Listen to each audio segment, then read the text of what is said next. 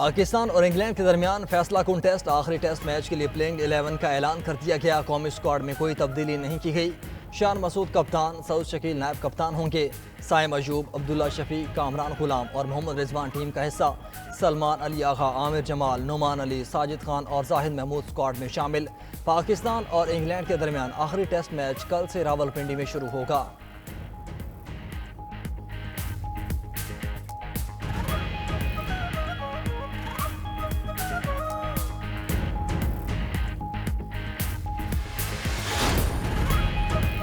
Chief justice قاضی فائز عیسیٰ اور نامزد chief justice یحییٰ آفریدی کی ہم ملاقات۔ رائے کے مطابق چیف جسٹس قاضی فائز عیسیٰ نے نامزد چیف جسٹس یحییٰ آفریدی کو مبارکباد پیش کی۔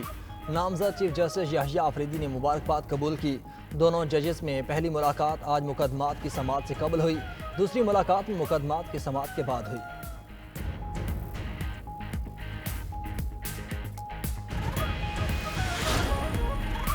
جسٹس یحییٰ آفریدی نے نئے چیف جسٹس آف پاکستان مقرر۔ صدر مملکت آصف علی زرداری کی منظوری کے بعد وزارت قانون نے نوٹیفیکیشن جاری کر دیا۔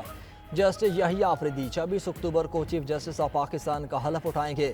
ایوان صدر کے مطابق جسٹس یحییٰ آفریدی کی تعیناتی 3 سال کے لیے کی گئی۔ پارلیمانی کمیٹی نے 2/3 اکثریت سے جسٹس یحییٰ آفریدی کے نام کی منظوری دی تھی۔ وزیر اعظم کی ایڈوائس پر صدر مملکت نے تعیناتی کی۔ سینیورٹی کے لحاظ سے جسٹس یحییٰ آفریدی تیسرے نمبر پر ہے۔ سینیورٹی میں جسٹس منصور علی شاہ پہلے اور جسٹس منیب اختر دوسرے نمبر پر تھے۔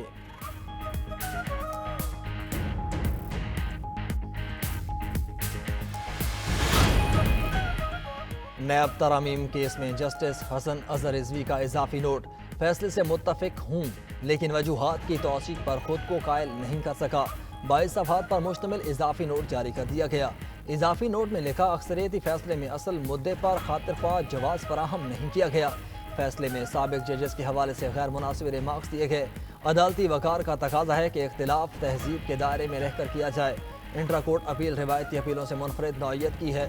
انٹرا کورٹ اپیل سننے والے بینچ کو مقدمے کے حقائق کو متاثر نہیں کرنا چاہیے۔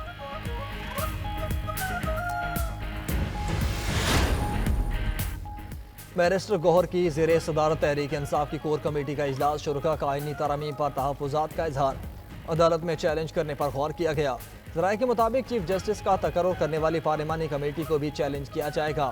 ادھر پی ٹی آئی نے اپنے مشکوک اراکین کو شو کاز نوٹس جاری کر دیے۔ زین قریشی، اسلم گھمن، ریاض فتیانہ اور مقداد علی کو شو کاز جاری۔ چاروں منحرف اراکین اسمبلی سے 7 روز میں وضاحت طلب۔ تمام ارکان کو انکوائری کمیٹی کے سامنے پیش ہو کر صفائی دینے کا موقع بھی دے دیا۔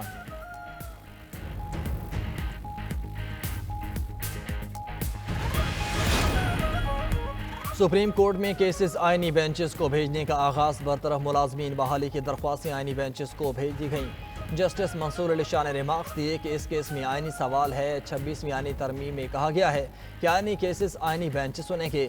جسٹس عائشہ ملک نے بھی کہا کہ یہ کیس اہم آئینی بینچ ہی سنے گا۔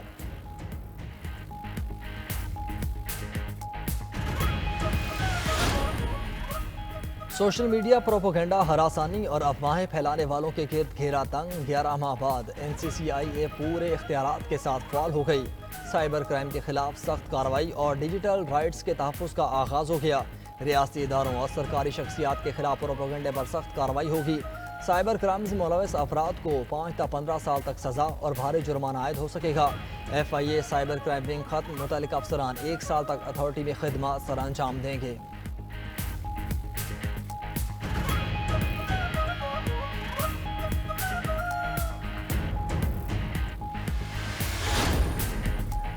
توشہ خانہ کیس 2 میں بشریٰ بی بی کی درخواست ضمانت منظور۔ اسلام آباد ہائی کورٹ نے رہا کرنے کا حکم دے دیا۔ جسٹس میاں گل حسن اورنگزیب نے رہائی کے احکامات جاری کیے۔ عدالت نے 10-10 لاکھ کے 2 ضمانتی مچلقے جمع کرانے کا حکم دیا۔ جسٹس میاں گل حسن اورنگزیب نے ریمارکس دیے کہ بشریٰ بی بی نے تحائف جمع نہیں کرائے تو بانی PTI کو ملزم کیوں بنایا گیا۔ توشہ خانہ کے تحفے کی قیمت کا درست تخمینہ آکشن کے ذریعے ہی لگایا جا سکتا ہے۔ عدالت نے فیصلے کا تحریری حکم نامہ بھی جاری کر دیا۔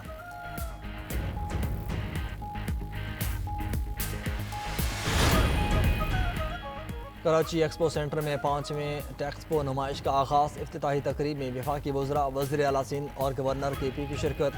فیصل کریم کنڈی نے کہا کہ پاکستان میں سرمایہ کاری کے لیے وسیع مواقع ہیں۔ عالمی سرمایہ کار فائدہ اٹھائیں۔ वज़ीर तिजारत जाम कमाल बोले कि शोबा टेक्सटाइल मुल्क की मईशत के लिए अहम किरदार अदा कर रहा है।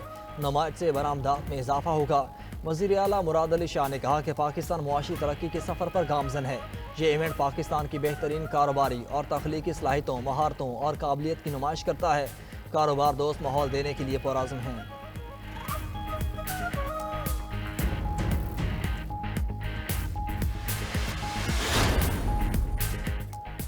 मुल्क में व्हाट्सएप हैकिंग में इजाफा, 4 माह में 1400 से ज़्यादा वाक़यात रिपोर्ट।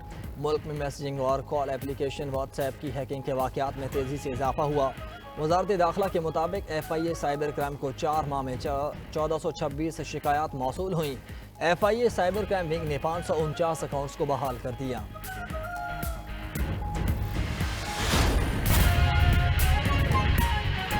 खबर दें आपको, लाहौर में स्मोक बढ़ने पर स्कूल सुबह 8:45 से पहले न खोलने की हिदायत कर दी गई। निजी माहौलियात पंजाब का कहना है कि फ़ज़ाई आलूदगी के पेश नज़र मुतल्लिका इदारे ज़रूरी इक़दामात करें। बच्चों की सेहत के पेश नज़र स्कूल्स के अवकात में तब्दीली की जाएगी। स्कूल्स के ये अवकात 28 अक्टूबर बरोज़ पीर ता 31 जनवरी 2025 तक रहेंगे। तफसीलात बताएंगे हमारे नुमाइंदा फ़हीम अमीन हमारे साथ मौजूद है। फ़हीम बताइए, इस हवाले से क्या शेड्यूल जारी किया गया?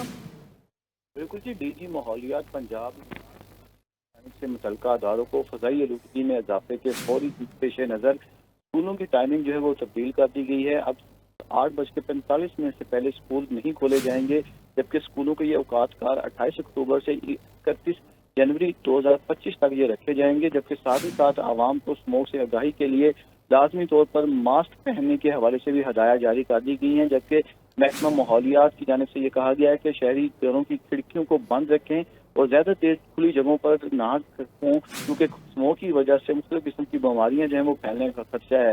जबकि शहरियों को गाड़ियों को सफर के हवाले से भी एहतियात बरतने का कहा गया है, क्योंकि गाड़ियों की वजह से जो स्मोक की शिद्दत है उसमें इजाफे का इम्कान जो है वो जाहिर किया जा रहा है। जी फ़हीम, आपका शुक्रिया।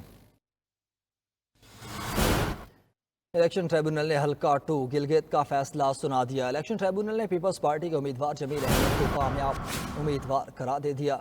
रिटर्निंग ऑफिसर और अमले को इंतखाबी बेकायदगियों का जिम्मेदार करार दिया। तफसीलात बताएंगे हमारे नुमाइंदा मिराज आलम हमारे साथ मौजूद हैं। मिराज, बताइए इस फैसले के हवाले से। जी बिल्कुल, इलेक्शन ट्रिब्यूनल ने आज गिलगित हल्का 2 के जो नताइज जो पाकिस्तान पीपल पार्टी के उम्मीदवार जमील अहमद ने चैलेंज किया था, इस पर फैसला सुनाया है। उसमें पाकिस्तान पीपल पार्टी का जो उम्मीदवार है जमील अहमद, उसको कामयाब करार दिया है। इससे कबल 2020 की इलेक्शन के दौरान पाकिस्तान तहरीक इंसाफ का जो कैंडिडेट था फतहुल्लाह, उसको करार दिया था। उसके जो नताइज थे वो पाकिस्तान पीपल पार्टी के जो उम्मीदवार है जमील अहमद ने इलेक्शन ट्रिब्यूनल में चैलेंज किया था। आज इलेक्शन ट्रिब्यूनल ने उसका फैसला सुनाया है और पाकिस्तान पीपल पार्टी का जो उम्मीदवार है जमील अहमद, उसको कामयाब करार देते हुए इंतखाबी धांधली में बेकायदगियों का जिम्मेदार इलेक्शन कमीशन को करार दिया है। जी मिराज आलम, आपका शुक्रिया।